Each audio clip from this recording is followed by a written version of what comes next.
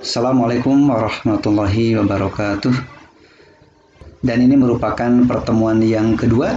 Kemarin yang pertama Bapak telah menyampaikan sepintas tentang bangun ruang. Nah, untuk pertemuan sekarang akan dibahas mengenai tempat kedudukan, yaitu titik, garis, dan bidang. Di sini ada 4 bahasan ya yang akan dibahas. Pengertian titik, kemudian yang kedua kedudukan titik terhadap garis dan bidang, kemudian yang ketiga kedudukan garis terhadap garis dan bidang, dan pembahasan yang keempat kedudukan bidang terhadap bidang yang lain. Baiklah, yang pertama definisi titik. Titik adalah sebetulnya hanya didefinisikan sesuatu yang tidak punya ukuran atau tidak berdimensi, tapi digambarkan hanya dengan tanda noktah saja, dan sebagai tandanya dibubuhi dengan huruf kapital. Misalnya ini titik, walaupun tebal, titik tidak mempunyai ukuran. Kemudian kalau garis adalah sesuatu yang memiliki panjang tapi tidak memiliki lebar. Walaupun garis itu tebal, tetapi tidak mempunyai lebar. Ya. Misalnya ini garis G. Kalau ini adalah segmen ruas garis AB. Kalau ruas garis artinya ada batasnya, A sampai B. Kalau garis ini sebetulnya tak ada batasnya. Kemudian bidang. Bidang adalah sesuatu yang memiliki ukuran panjang dan lebar. Nah, ini misalnya ini panjang lebar, mau lebar panjang boleh. Bidang ABCD, kemudian ini bidang B. Jadi untuk menyatakan bidang bisa dengan menyatakan titik-titiknya atau juga diberi simbol alfa, beta, dan seterusnya. Kemudian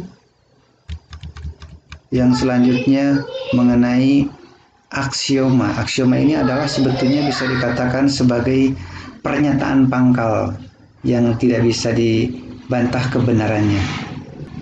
Melalui 2 buah titik sembarang yang tidak berimbit, hanya dibuat 1 garis, tepat 1 garis lurus. Ini misalnya melalui A dan B, ini tepat dapat dibuat 1 garis lurus. Aksioma yang kedua, jika sebuah garis dan sebuah bidang mempunyai 2 buah titik persekutuan, maka garis tersebut seluruhnya terletak pada bidang. Itu ya, jadi cukup 2 titik saja yang dibuktikan, maka seluruh titik adalah terletak pada bidang itu. Aksioma yang ketiga adalah melalui 3 buah titik sembarang yang tidak segaris, tepat dapat dibuat 1 bidang. Ya. Misalnya kalau lihat penyangga kamera, kakinya 3. Jadi yang pertama, sebuah bidang ditentukan oleh 3 titik sembarang yang tidak segaris. Ini sebetulnya turunan dari yang tadi juga ya. Kemudian dalil yang kedua, sebuah bidang ditentukan oleh sebuah garis dan sebuah titik. Sebuah garis dan sebuah. Dalil yang keempat, sebuah bidang ditentukan oleh 2 buah garis sejajar.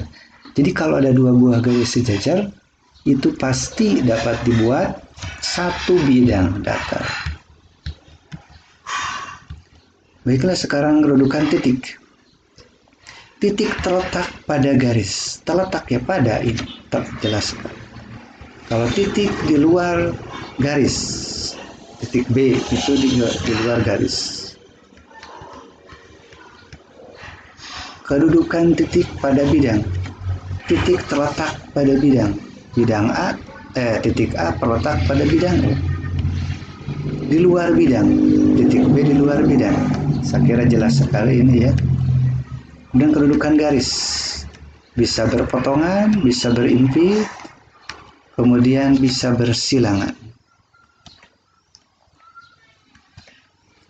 Jadi ini titik A berpotongan. Titik potongnya ini dalam 1 bidang, Kemudian ini titik B berimpit. Jadi ini ada dua buah garis, H di sana, G juga di sana. Berimpit. Kemudian ini yang ketiga bersilangan. Garis G, ini garis H. Garis H memotong bidang alfa di A, tetapi tidak melalui garis G. Ya, ini namanya bersilangan.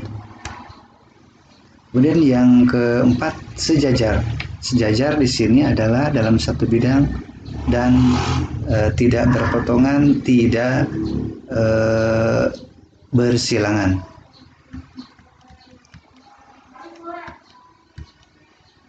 Kemudian sekarang kedudukan garis. Ada dua buah garis sejajar. Misalnya K dan L sejajar, maka disimpulkan M dan L sejajar. Jadi kalau MK sejajar, KL sejajar, maka ML sejajar. Begitu ya. Lalu yang keenam adalah di sini K sejajar L. K sejajar L. Apabila K memotong L di G, maka KLG terletak dalam satu bidang. Dari 7, kalau K sejajar L, L menembus bidang A di sini, maka K juga menembus bidang A. Kedudukan garis. Garis terletak pada bidang, kemudian garis sejajar bidang, kemudian garis menembus bidang.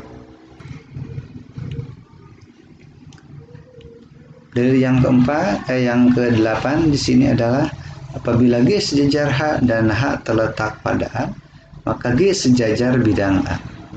Ya, kalau G sejajar garis pada H, maka G juga sejajar dengan bidang alfa. G sejajar bidang beta, maka kedua bidang sebetulnya sejajar dengan garis G ini. A melalui G, ya.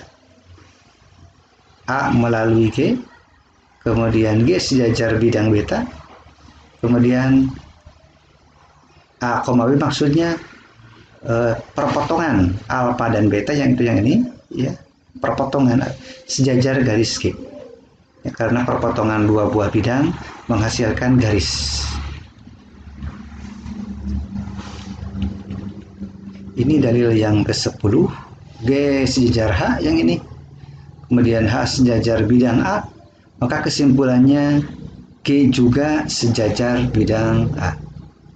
Dalil ke-11, A berpotongan dengan B. Nah, ini berpotongan dengan B, garis potongnya.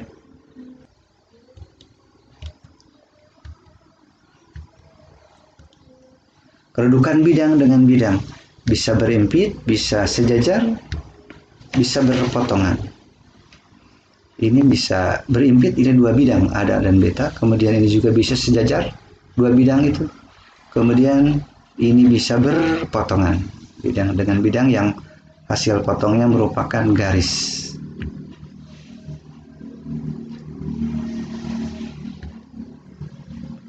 Kedudukan bidang terhadap bidang yang lain.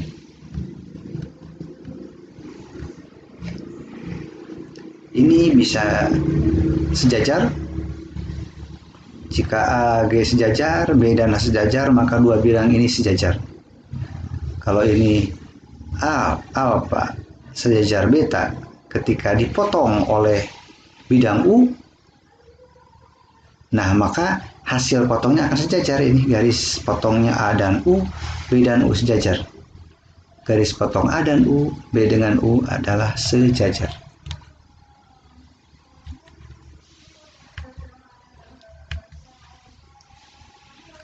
G menembus A. Jika alfa dan B sejajar, maka G juga menembus B. Baiklah, saya kira itu sebagai penjelasan tentang kedudukan titik, garis, dan bidang. Nah, nanti akan dibagikan juga filenya untuk mempelajari lebih lanjut. Dan untuk selanjutnya silakan kalian kerjakan soal-soal berikut. Assalamualaikum warahmatullahi wabarakatuh.